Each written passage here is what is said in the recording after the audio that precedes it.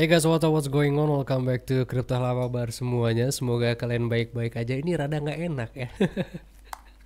Gua kalau bikin konten nggak pernah pakai gini-ginian guys. Berhubung sekarang udah bega ya sekarang ya.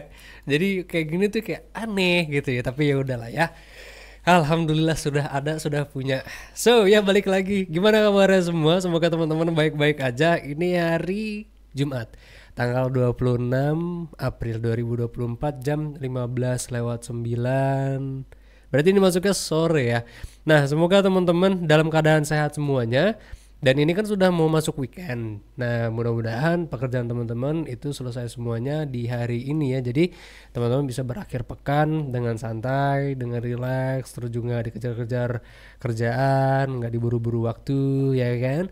Karena Sabtu Minggu ini teman-teman bisa gunakan untuk beristirahat di rumah kayak mungkin, atau mau bareng sama pacarnya, atau mungkin sama keluarganya, mau kemana, ke puncak, ke Bandung dan lain-lain. Yang penting teman-teman bisa berlibur ya. Oke. Sembari teman-teman nanti weekendan, kan teman-teman juga mau tahu ya, potensi harga Bitcoin tuh di akhir bulan April.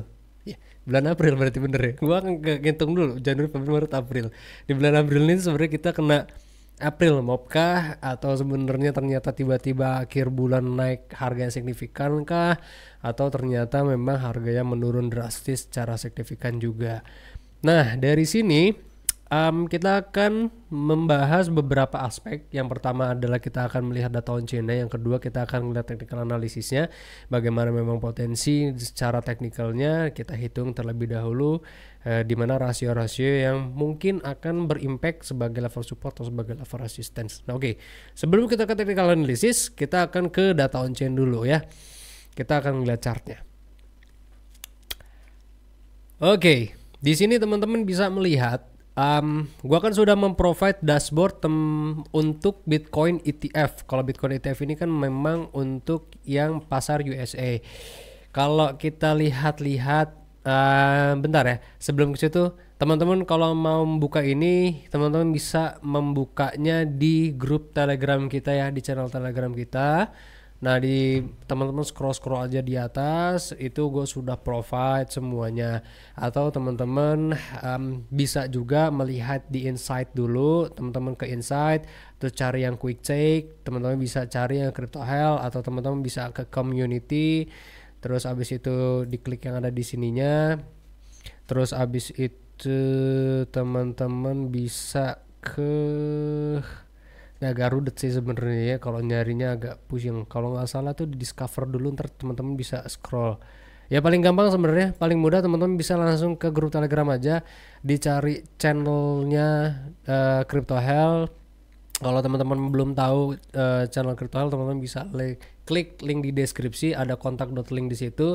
Nah, teman-teman bisa langsung directly through to Telegram. Nah,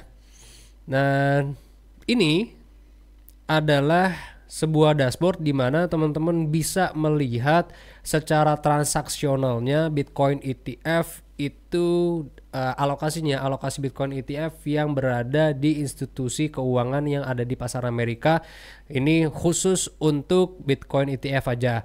Nah, kalau teman-teman melihat di sini kan memang banyak ya tools atau ya tools lah ya, atau indicator yang teman-teman bisa melihat secara real time, seperti misalkan supply yang dimiliki Grayscale Bitcoin itu udah berapa banyak ETF-nya, terus IBIT itu kan berarti berapa banyak, 32,71%, terus BTC juga ini punya fidelity ya, berapa nominalnya.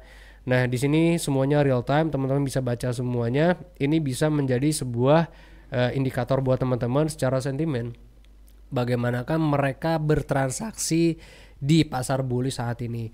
Nah, sementara itu sebenarnya kita akan melihat dulu yang ada di sini ya, historical net flow trend, yang dimana sebenarnya per mulai tanggal 12 atau bulan Maret lah ya, kita paretin aja.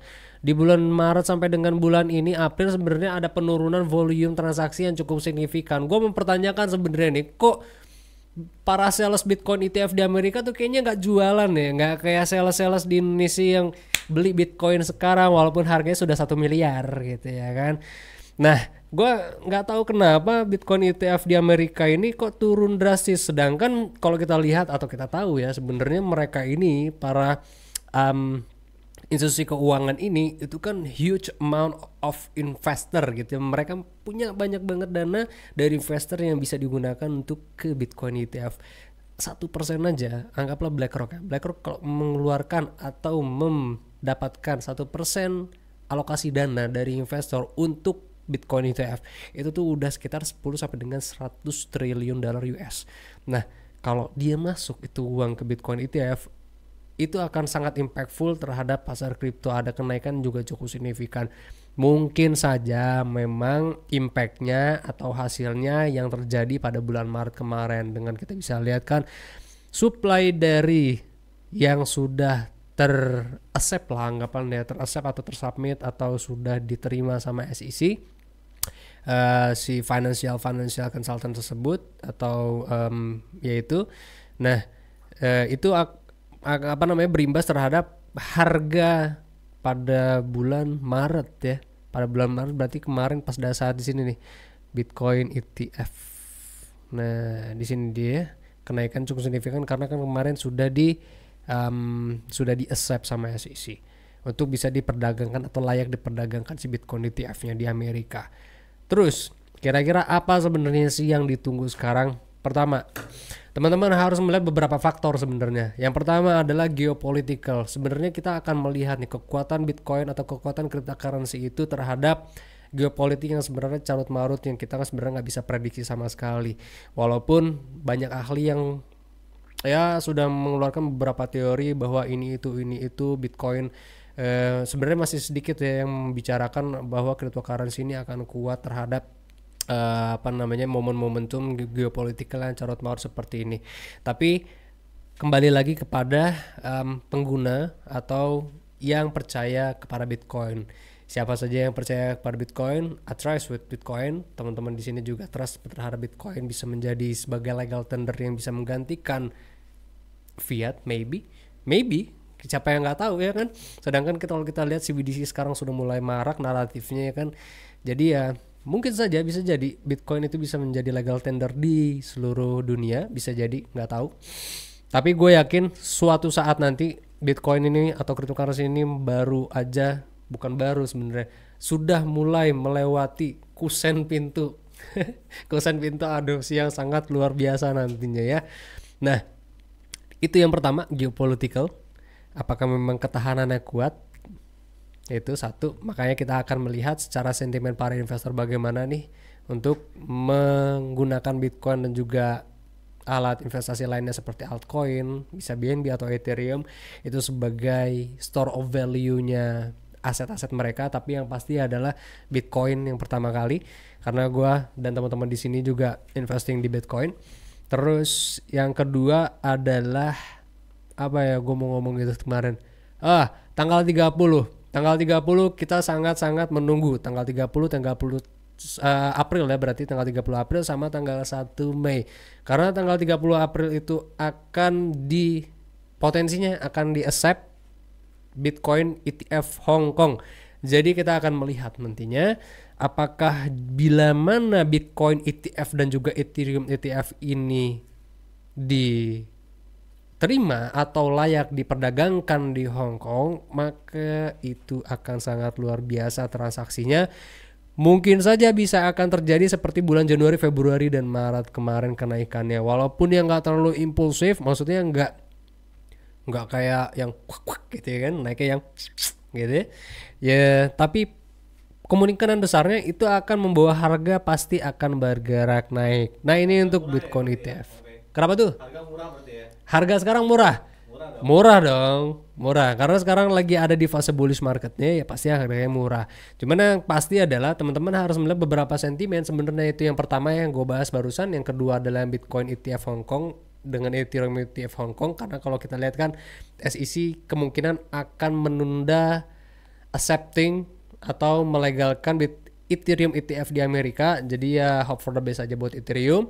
Nah, yang kita akan ngelihat adalah apakah secara historis sebenarnya guys Bitcoin ini akan apa istilahnya ya, koreksi lah ya, koreksi kalau secara historical setelah halving.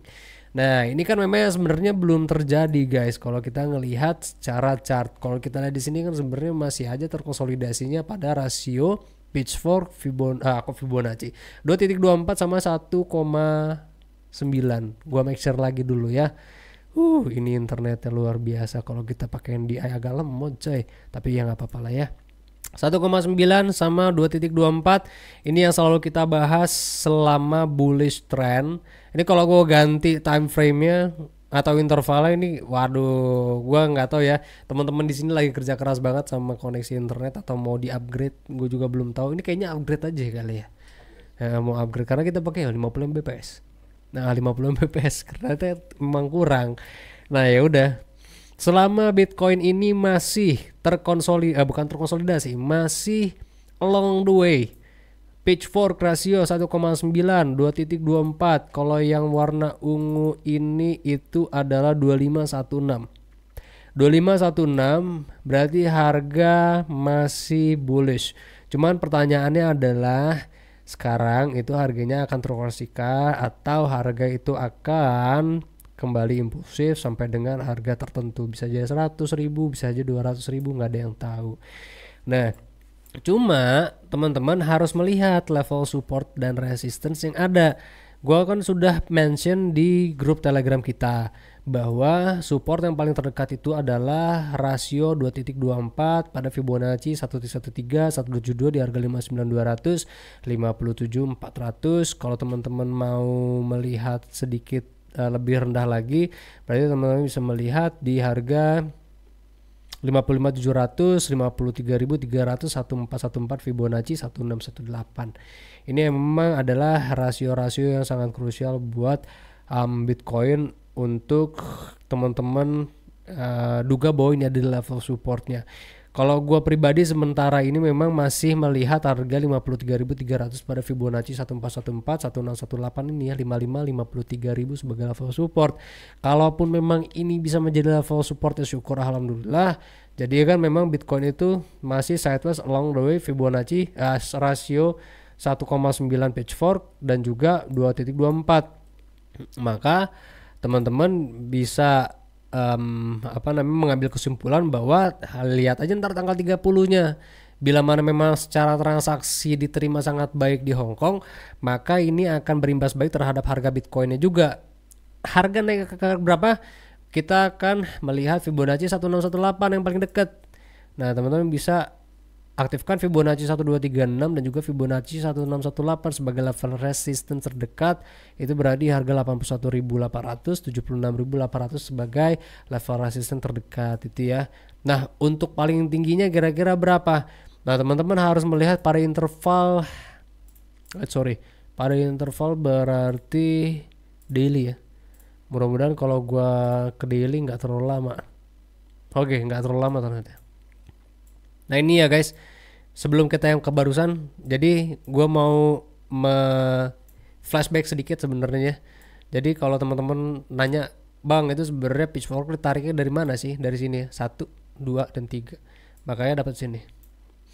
Ini kita sudah selalu mention dari bear market yang harus diperhatikan sebagai level-level support. Karena ini aja reaksi menjadi level support, sini resistance, level support, jadi resisten, jadi support, jadi resistance, jadi resistance.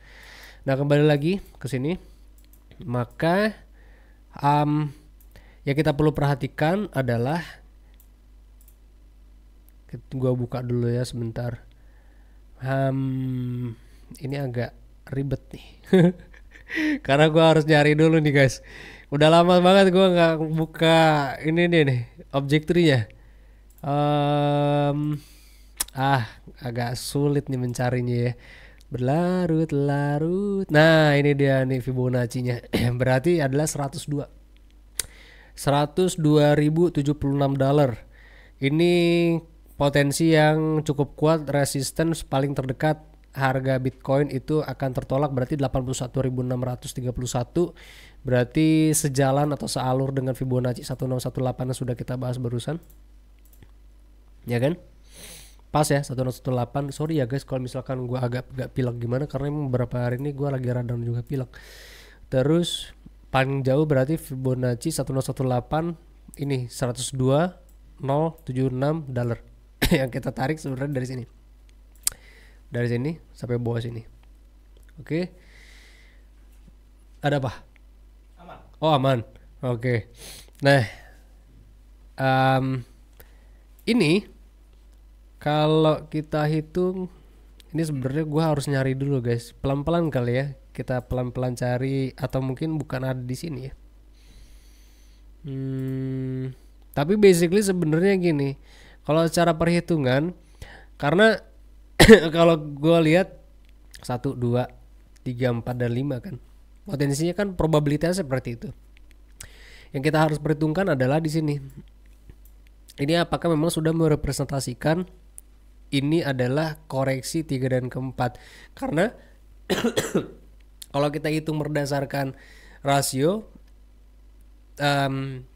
gelombang 2 ke 3 dan 3 ke 4, 3 ke 4 itu biasanya akan terkoreksi ke Fibonacci 12. Ini gue aktifin dulu aja ya, gue minum dulu bentar ya. Nah, kalau secara rasio ini kita tarik ya Fibonacci.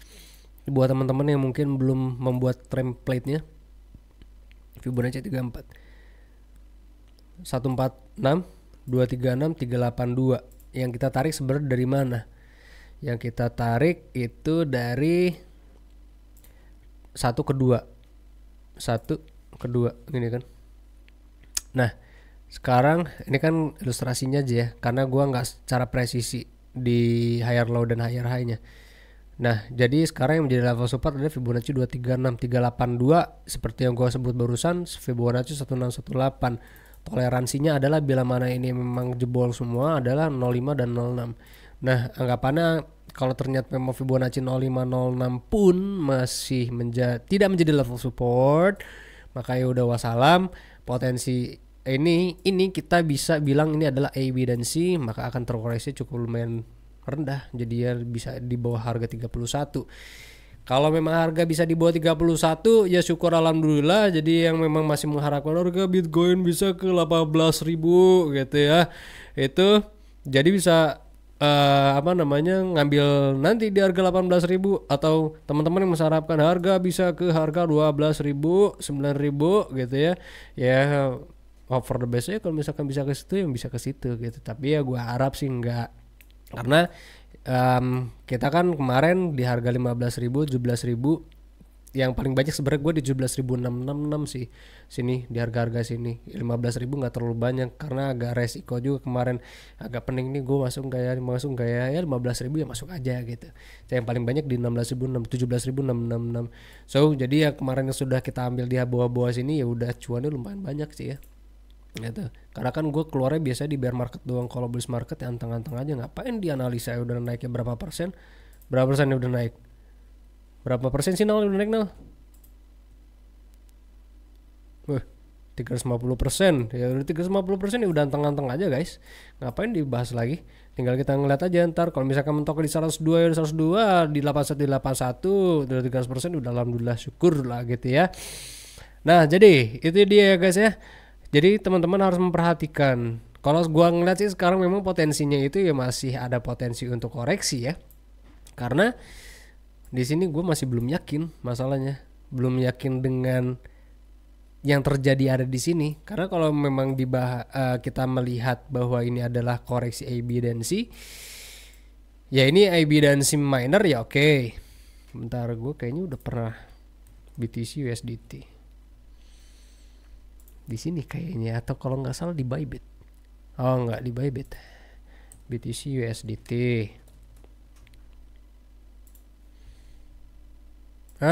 Tadi kayaknya ya. Nah, ini dia nih. BTC USDT. Oke, 1 2 3. Nah, berarti sekarang adalah ini dia. Alhamdulillah ternyata ada. Nah, 1 2. Sekarang itu berarti sedang menyelesaikan wave 3. Wave 3 keempat.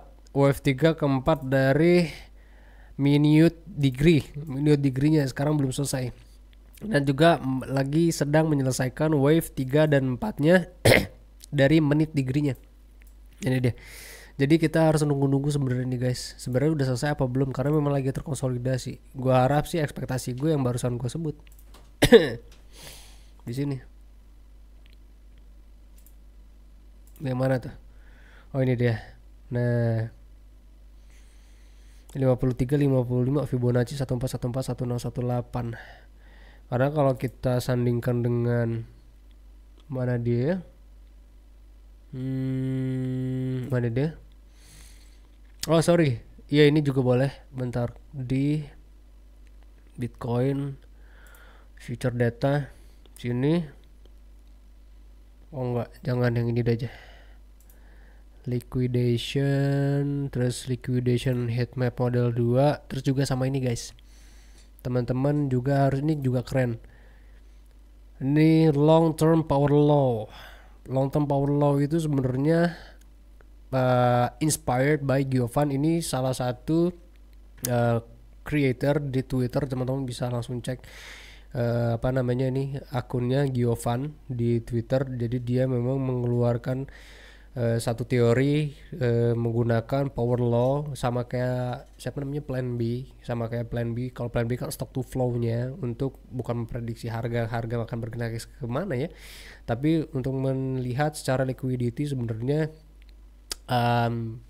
di harga berapa aja memang likuiditas itu, harga itu akan tertolak secara likuiditas itu memang gemuk di situ untuk penjualan ya. Nah jadi kalau kita ngelihat kan memang kalau lihat dari power flow-nya itu dia tertolak pada berapa nih ya, resistance berwarna hijau yang ada di sini. Jadi kalau kita ngelihat secara histori, anggaplah yang di sini ya, jadi tertolak di sini, dia nggak tertolak tapi sempat menjadi level support, di sini sempat menjadi level support, di sini sempat menjadi level resistance, dan di sini pun sudah level resistance. Nah, jadi anggapannya adalah ini kan ini halving nih, ini pre dan post halving. Nah, kalaupun memang di sini akan terkoreksi cukup dalam juga di linear regression-nya ini, maka ya ekspektasinya adalah 20 atau 30% dari peaknya saat ini gitu ya. Ini teman-teman bisa nih ikutin Giovanni di Twitter, threadnya atau postingannya bagus-bagus. Nah, kembali lagi ke sini liquidity. Nah, teman-teman bisa fokus ke 6 months atau 3 months. Ini nggak tahu ya apakah memang liquidity-nya udah cabut apa belum. Kalaupun memang belum dicabut berarti masih ada di kisaran 53. Nggak lama nih. Oh, sorry, ini cuma bisanya sampai ini doang ya. Berarti harus yang 6 month.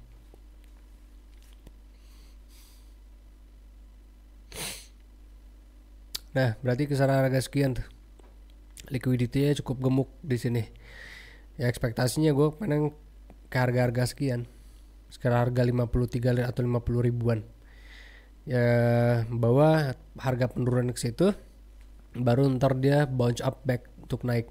Karena kalau secara analisis gue melihat ini tuh kayak agak bukan agak menyeramkan ya, tapi tanda-tanda bahwa akan ada bounce back di level saat ini itu enggak apa namanya ya enggak kelihatan merepresentasikan hal tersebut gitu ya. Nah, gue ngeliat ini tuh sama seperti ini gitu, ngeliatnya sama seperti ini dia. Di sini kan ada head and shoulder, baru ntar harga koreksi. Nah di sini kita ngelihatnya ada bearish pennant, makanya atau double top, apa triple top bisa jadi, atau inverse cup and handle kalau teman-teman mungkin pakai pattern kayak gitu. Cuman kalau memang sesuai dengan pattern dan juga perhitungan Elliott wave memang harus terjadi koreksi dulu sekitar ya, at least dari peaknya itu berapa persen berarti? Ya 30% lah ya. Yang gak usah panik lah ya, 30% hal yang wajar ya guys. Bener gak? Bener banget, 30% hal yang wajar. 40 ribu, 50 ribu itu udah, 49 ribu, 50 ribu, 53 ribu itu udah harga yang murah gitu loh. Jadi ya udah lah ya.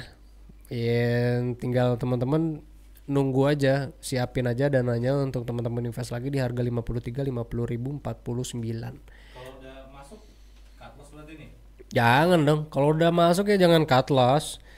Karena kalau kita ngeliat dari secara sentimen pun sekarang gold new all time high, PAXG new all time high gara-gara gold.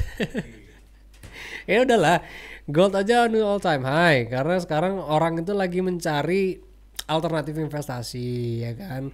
Banyak yang keluar dari pasar saham untuk sementara ini karena carut marutnya pasar global mencari investasi yang memang memiliki store of value ke emas, ke silver, ya kan, gold, silver, bitcoin. Oke, gold, silver, bitcoin, ethereum, BNB. Ya kalau ethereum dan BNB teman-teman nggak percaya, cuma fokus ke bitcoin aja yang memiliki store of value, ya udah. Yang paling penting adalah emas, silver, bitcoin nomor 3 aja lah, nggak usah jadikan itu prioritas utama karena ya tetap ya kita exitnya pasti tetap akan di emas sama silver kan. Itu dia guys. Ini ya gua dan teman-teman di sini juga masih yakin walaupun harga bitcoin saat ini masih terkonsolidasi cukup lumayan lama, tapi yang nggak jadi masalah yang membuat harga bitcoin terkonsolidasi cukup lama memang penjualan yang dilakukan oleh para pertama adalah miner karena miner itu halving in profit, banyak yang menjual. Yang kedua adalah yang paling greedy sekarang itu adalah long term holder. Kalau teman-teman melihat ini long term holder itu kan memang rasionya atau matriksnya juga sangat kelihatan fluktuatif sementara ini dan juga berada pada angka yang cukup tinggi di 2,3 sedangkan rasio untuk yang short term holder saat ini adalah di bawah angka 1 sekarang justru. Nah, ini menandakan bahwa memang saat ini para long term holder itu memang banyak bertransaksi di centralized exchange untuk Bitcoin. Itu dia. Nah, kalau untuk lain-lain halnya kayak misalkan contoh ini sebenarnya nggak perlu juga sih exchange reserve ini kan memang untuk menandakan supply Bitcoin yang beredar di pasar di bursa itu bagaimana sih gitu ya. Gue udah mulai gatel nih sering. Ini gue tenggorokan kalau ngeliat trennya saat ini kan memang harus turun aja dan ini sebenarnya anomali banget buat gue guys karena udah berapa lama turun mulai dari 2020 udah 4 tahun nih supply yang berada di bursa ini keseluruhan bursa loh semua all exchanges itu nurun dan itu anomali banget. Ini kemana maksudnya gitu loh, apakah memang ditaruh di custodian wallet kah gitu ya, di hold bener-bener kah, jadi yang diperdagangkan para di dalam bursa itu yang digunakan hanya di hot wallet.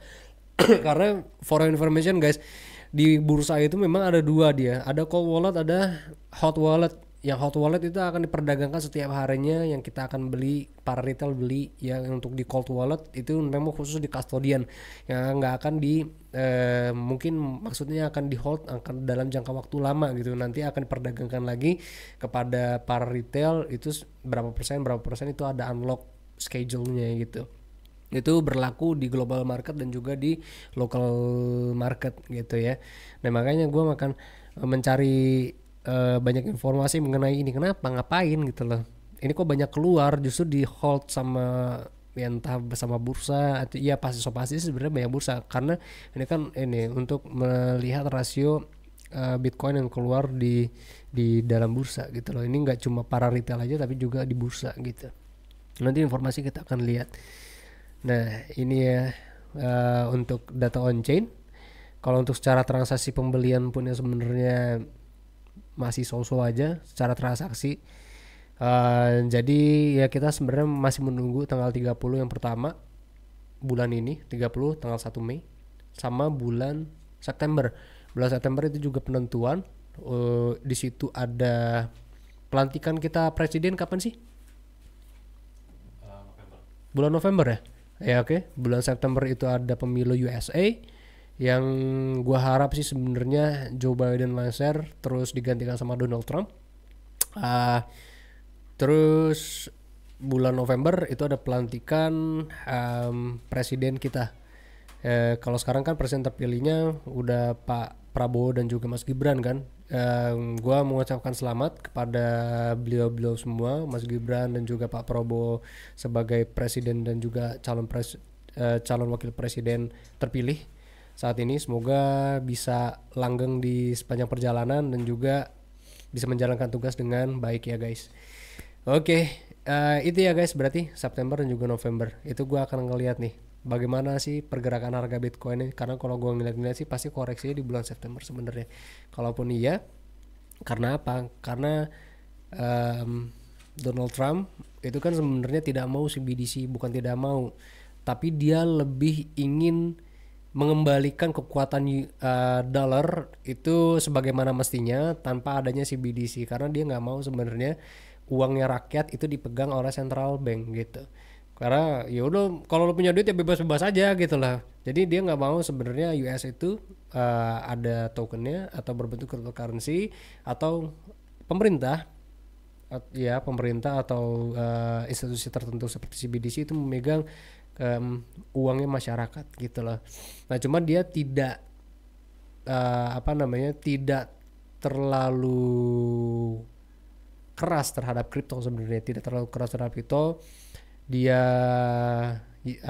dia itu apa istilahnya ya Om Logan, dia itu tidak terlalu keras lah gitu ya, tidak terlalu keras terhadap kripto. Pasti akan ada regulasi-regulasi tertentu yang memang tidak akan mengekang pun, tapi juga memberikan benefit terhadap investor kripto juga. Jadi ya sebenarnya bulan September, November, Desember ya pergerakannya pasti akan so-so aja gitu. Nah dengan adanya mungkin teman-teman bisa mendengar misalnya mendengar adanya teori lightning cycle ini akan lebih bullish ya, dengerin aja. Selama teman-teman saat ini sudah cuan dan sudah merasa cukup cuan, dan teman-teman sudah udahlah gue exit, nggak usah nungguin lama-lama, nggak usah nungguin harga sampai 2 miliar, 2,5 miliar, nggak usah. Namanya teori akan tetap menjadi teori karena gua dan teman-teman semuanya itu sudah sering banget mendengarkan yang namanya Bitcoin lightning cycle. Bitcoin tahun ini akan bullishnya kayak gitu ya.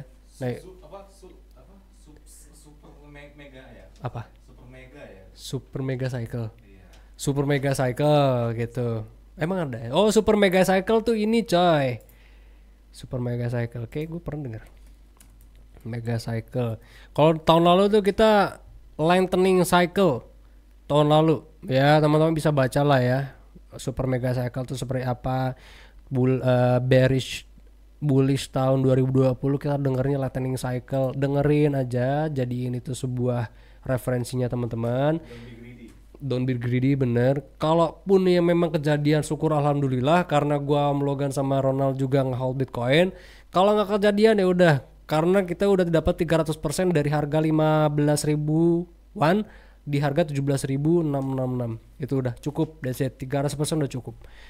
Ya, ini kali ya guys yang bisa gua sampaikan kalau untuk Bitcoin. So, buat teman-teman yang mungkin mau dianalisakan kripto lainnya selain Bitcoin, itu silakan aja request di kolom komentar. Kita akan coba teman-teman untuk bantu analisakan, tapi biasanya memang gue akan memberikan teman-teman insight altcoin lainnya itu pasti akan di Telegram berbentuk postingan. Jadi make sure teman-teman untuk join di grup Telegram. Linknya ada di deskripsi. Di situ ada kontak.link, dan juga di saat teman-teman masuk ke dalam situ ntar ada link Telegram di sini ya guys. Di sini biasanya gue akan berikan teman-teman insight tentang pasar kripto. Nah kayak Hashbar ini kan, Hashbar tuh gila loh guys. Hashbar itu kemarin naik berapa persen? 100% ya gara-gara BlackRock. 100% gara-gara BlackRock. Udah kena resisten, habis itu dia rungkat. Dam. Iya, damnya memang karena FAT juga kemarin sih. Kan kemarin katanya bekerja sama dengan BlackRock ya kan, bekerja sama dengan BlackRock. Ternyata